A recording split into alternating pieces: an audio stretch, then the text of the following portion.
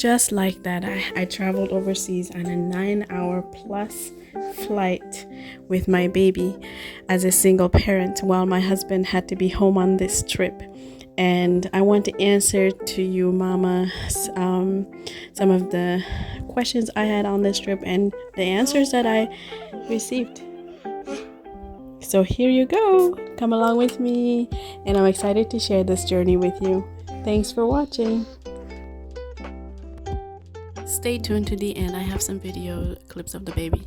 The answer to the question, what should I do if my baby cries? Number one, calm the baby down. Allow the baby to cry too. It's normal, natural, as you know. Babies cry in general when they are hungry or they are tired. It's okay, and don't worry too much about it when you're flying. Most are mothers on board, and they understand. Expect that people understand. That's the reality. That's the encouraging part, is the person sitting next to you most likely will be friendly, and usually the passengers around as well. Everyone understands having a little baby on board a 9+ hours flight is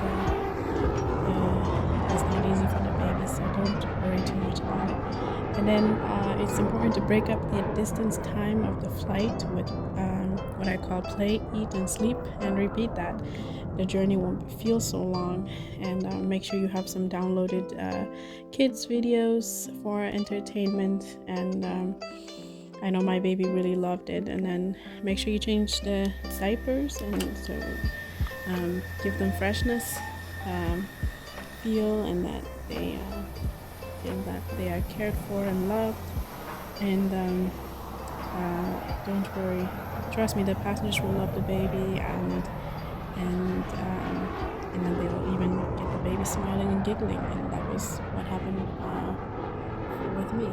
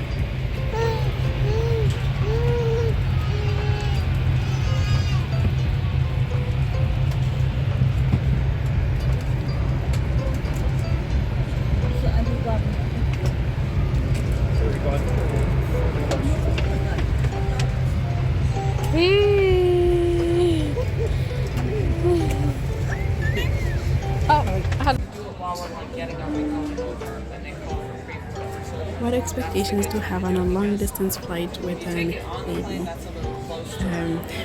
First and foremost, flight attendants will be friendly. They are trained to be friendly to all passengers boarding, and especially to, I noticed that they take extra attention to moms with babies, just to take away their fear or the coming anxiety or worry, what will my baby think or do.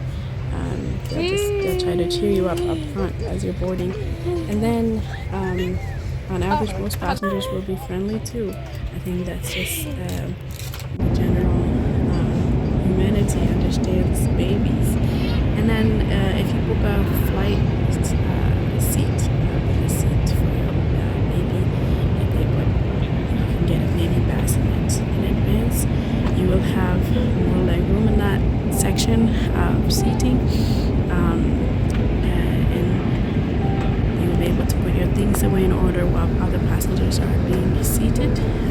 Usually this bassinet is in an area where there's more leg room, so you will not have to worry about moving away from other passengers while you're putting your things away. Just getting yourself comfortable and seated in that area, and you will help you get your things medicine order and collecting your iPad, your snacks and water and whatnot in one place. And then what I did was I just sat the baby down for a moment on my seat, and then because she was an infant on lap, then I was able to get my things arranged and in place properly. And then for an infant on lap, the airline will provide with a baby seat belt, which will be connected to the mama seat belts for your own safety and your baby's. And then be sure and be aware that when you arrive at your destination, you will be very tired, significantly more tired than you're getting because you have lost time, or in some cases you would have gained time, and that's just the hassle of traveling. What expectations not to have for an international flight? Number one, your seat assignment could change last minute. This could mean you might have a broken seatbelt, or the seat is broken, seats are available. There's so many reasons why, and that could be very annoying. When you have a mindset on this seat, I had booked it in advance, and that may not be the case when you had first checked in. And then not every aircraft has a baby bassinet as well, so beware of that for international flights. You might think because they are the big jumbo planes, but they don't always come with baby bassinet availability. And then the other thing is the baby must be under 10 kg or under 20 pounds, which means under a year. So no bigger than that, and otherwise the baby's or the child is too big for the bassinet. So it's those are the restrictions. And then not every flight has a baby seatbelt available. So some do and some don't. So just beware of that too. So don't be surprised in the last minute. And then finally, expect flight delays. Oh yes, that happens all the time. They're in various ways, which I'm not going to go over right now, but there's always flight delays of some sort. And then finally and lastly, you will make it to your destination with a lot of patience and extra grace on mama's part. But also don't forget your baby made a long journey with you. Treat your baby as a hero. I told my baby, you are my world traveler. And then afterwards, get lots of rest. You made it to your destination with your baby. Thanks for watching. See you next time.